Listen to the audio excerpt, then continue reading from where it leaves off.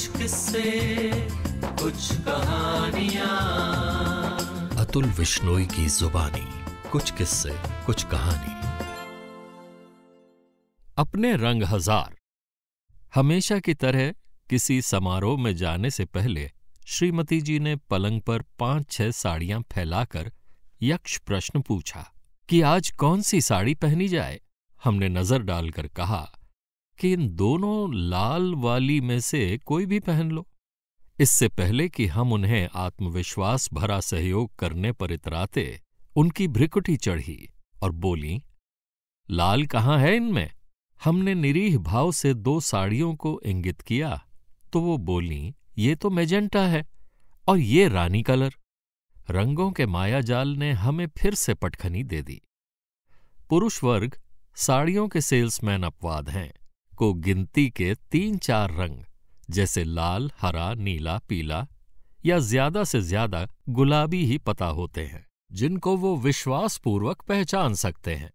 न हमें fawn colour पता होता है, न मोव, न पीच, न ही एमराल्ड ग्रीन। वर्मिलियन और कार्नेशन रेड का तो हम उच्चारण भी नहीं कर पाते।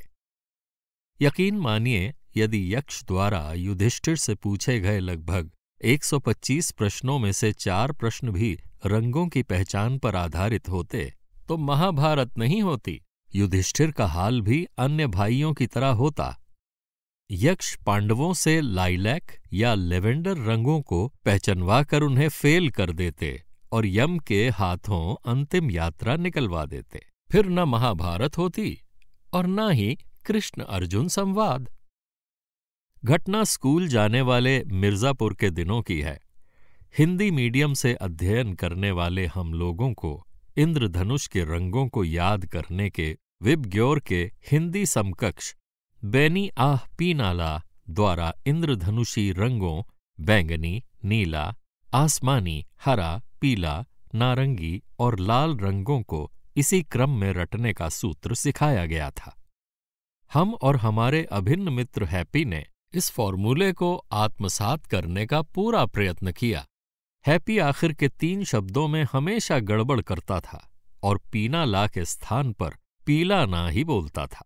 हैप्पी का दुर्भाग्य कि भौतिक विज्ञान के अध्यापक ने उससे भरी क्लास में पूछ लिया कि इंद्रधनुष में नारंगी से पहले कौन सा रंग आता है।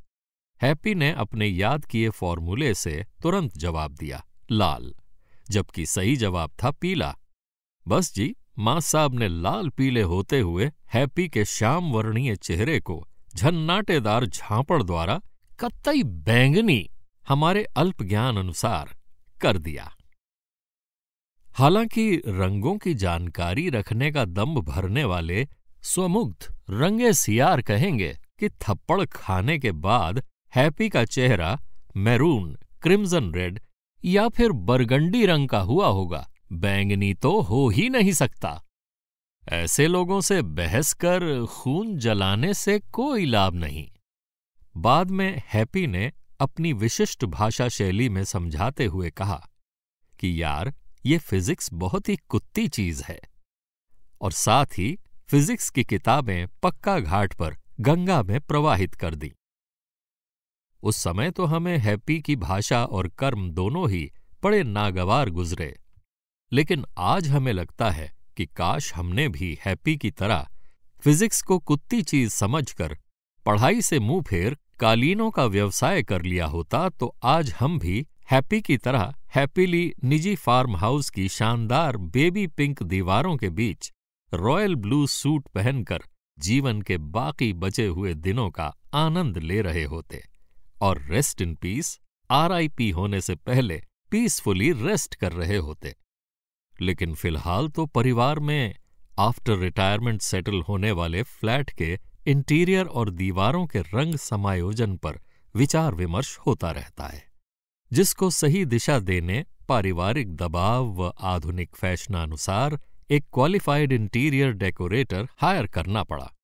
जितनी उसकी कंसल्टेशन फीस थी, उससे आधे में तो हमारे पुराने घरों की रंगाई पुताई हो जाती थी। उसने पूछा कि आपको कौन सा रंग पसंद है। हमने रंगों के प्रति अपने सीमित ज्ञान का उपयोग करते हुए उसे अपनी पसंद बताई और कुछ ज्ञान बघारने के लिए सैंडस्टोन ऑरेंज या डैफोडिल येलो जैसे रंगों का नाम भी लिया। उसने शातिराना अंदाज में मुस्कुराते हुए कहा, ये सब आउटडेटेड हैं, और बताया कि आजकल flamingo pink, Ruby red, amber yellow, sapphire और मिडनाइट ब्लू आदि कलर चलन में हैं। विजयी मुस्कान से हमें देखते वो समझ गया कि इस ओल्ड स्कूल ऑफ थॉट्स को इन रंगों की हवा भी नहीं होगी और उसकी कंसल्टेशन फीस जस्टिफाई हो गई है। बात काफी हद तक सही भी थी। हमने उससे कहा कि मास्टर बेडरूम में सुरमई उजाले वाला रंग चाहिए और दूसरे बेडरूम में चंपई अंधेरा ठीक लगेगा। साहिर साहब के दीवाने हम यूं ही नहीं हैं। साथ ही साथ पर्वतों के पेड़ों पर शाम का बसेरा है, सुरमई उजाला है, चंपई अंधेरा है गीत का यूट्यूब लिंक उसको व्हाट्सएप कर दिया, जबकि वो पिक्चर तो ब्लैक एंड वाइट ही थी। बेचारा रंग कैसे समझता। अन्य कमरों के लिए हमने डिमांड रखी कि स्टडी रूम में फाख्ताई और लिविंग रूम की एक दीवार पर धूसर, दूसरी धूमिल श्वेत और बाकी 2 तांबई रंग की चाहिए। बाकी किचन बाथरूम आदि में आइवरी वाइट रंग चलेगा, वो भी अफ्रीकी हाथियों के दांतों के रंग जैसा, जिसमें हल्का पीलापन लिए हुए गुलाबी टिंच होता है। कंसल्टेंट ने अपने सूखते गले को तर करने के लिए पानी मांगा। हम किचन में पानी लेने गए तो हमारे कानों में हल्की सी आवाज आई। वो हमारी धर्मपत्नी से पूछ रहा था कि अंकल 60 के हो गए हैं क्या। उसका आशय समझते हुए हमारी जली भुनी बैठी अर्धांगिनी ने कहा कि अभी 60 के हुए तो नहीं हैं, लेकिन पिछले कुछ महीनों से सठियाने के पूर्वाभ्यास में जोर शोर से लगे हुए हैं, ताकि बाद में किसी को शौक न लगे। अगले ही दिन इंटीरियर डेकोरेटर का ईमेल आ गया कि किन्हीं अपरिहार्य कारणों से वो हमारे घर की साज सज्जा करने में असमर्थ है, साथ ही दिया हुआ एडवांस भी सधन्यवाद लौटा रहा है। बच्चों को हमारी धर्मपत्नी ने वीडियो कॉल कर पूरा किस्सा नमक मिर्च लगाकर सुना दिया और ये भी बता दिया कि अब फ्लैट की दीवारों पर चूने में नील डालकर कूंची से पुताई की सेल्फ सर्विस की पूरी संभावना नजर आ रही है। आजकल उपभोक्ता और सर्विस प्रोवाइडर एक दूसरे को मूर्ख समझते हैं, परंतु जरूरत के मुताबिक एक दूसरे को सम्मान देने का उपक्रम भी बखूबी करते हैं। परंतु कई बार स्थिति अति नाटकीयता की सीमा भी पार कर जाती है। रंगों की चर्चा हो और खाकी रंग छूट जाए, ऐसा करने की हिमाकत करने वाले को इस जीवन काल में ही नरक के दर्शन करने पड़ सकते हैं। ये खाकी का ही प्रताप है कि इसके भय से हिंदी और अंग्रेजी एक में हो गई हैं, मतलब कि दोनों भाषाओं में ही खाकी को खाकी ही कहा जाता है। इस रंग की वर्दी पहनने वाले वीर, प्रतापी, बलशाली और न्यायप्रिय होते हैं। खाकी पहनने वाले यूं तो शांति प्रिय होते हैं, परंतु जब इनकी शांति में कोई खलल डालता है तो ये उसे खाक में मिलाते देर नहीं लगाते, चाहे वो उत्तर प्रदेश के सबसे दुर्दांत बाहुबली ही क्यों ना हो।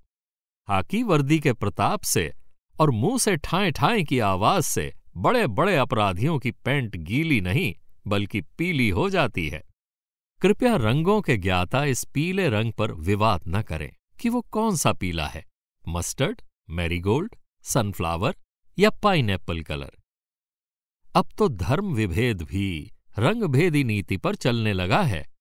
तिरंगे के रंगों से भी वीरता, बलिदान, शांति, सहिष्णुता और संपन्नता के मूलाधार विलुप्त हो गए हैं और उनकी जगह प्रत्येक रंग को एक विशेष धर्म या विचारधारा से जोड़ा जाने लगा है।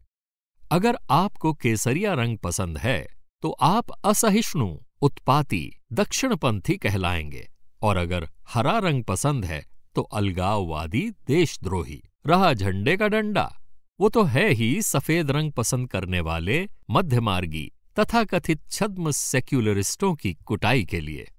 देखा जाए तो विश्व में राज सदैव से रंग बदलने में माहिर गिरगिटों का ही रहा है। किसी देश में गिरगिट सफेद खद्दर पहन टोपी लगाकर राज करते हैं, तो किसी अन्य देश के गिरगिट जेट ब्लैक सूट और हैट पहनकर। अपने चुनावी भाषणों में ये गिरगिट आमजन के जीवन में चटकीले इंद्रधनुषी रंग घोलने का वादा करके चुने जाने के बाद अगले 5 साल तक कालीमा घोलते रहते हैं। उसके बाद कोई नया चुना गया गिरगिट अपने बदलते रंगों के साथ वही सब कुछ दोहराता है। रंगों को उनके सही नाम से जाने या ना जाने, आप सबका जीवन आपके मनभावन इंद्रधनुषी रंगों से सदैव भरा रहे, इसी कामना के साथ लेखक अतुल गर्ग। ये कहानी अतुल गर्ग ने 18 सितंबर 2021 को लिखी थी और इसका संपादन उनकी प्रिय पत्नी मुदिता गर्ग ने किया है। तो लेखक अतुल गर्ग और उनकी प्रिय पत्नी मुदिता को मैं शुभकामना देता हूं और अपनी तरफ से इतनी सुंदर रचना लिखने के लिए बहुत बहुत बधाई। आशा है आपको ये कहानी पसंद आई होगी। धन्यवाद। कुछ किस्से, कुछ कहानियां, अतुल विश्नोई की जुबानी। कुछ किस्से, कुछ कहानी।